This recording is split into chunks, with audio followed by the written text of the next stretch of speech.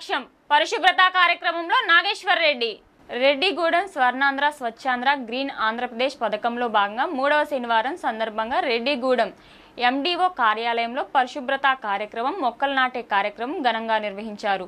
ఈ కార్యక్రమంలో తెలుగుదేశం పార్టీ పేదల పక్ష నాయకుడు ముప్పిడి నాగేశ్వర్ రెడ్డి పాల్గొని మొక్కలు నాటారు. పరిశుభ్రత పచ్చదనం సమాజానికి ఎంతో అవసరమని, ఒక చెట్టు నాటడం అంటే భవిష్యత్తు తరాల కోసం మేలు చేయడమేనని పేర్కొన్నారు. అలాగే ప్రజల ఆరోగ్యం పర్యావరణ రక్షణ కోసం ప్రభుత్వం చేపట్టిన ఈ కార్యక్రమాన్ని ఆయన అభినందించారు.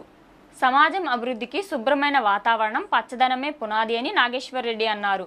ఈ కార్యక్రమంలో పిఏసిఎస్ చైర్మన్ సుబ్బారెడ్డి, అధికారులు, సిబ్బంది, కూటమి నాయకులు, స్థానిక ప్రజలు పెద్ద సంఖ్యలో పాల్గొన్నారు.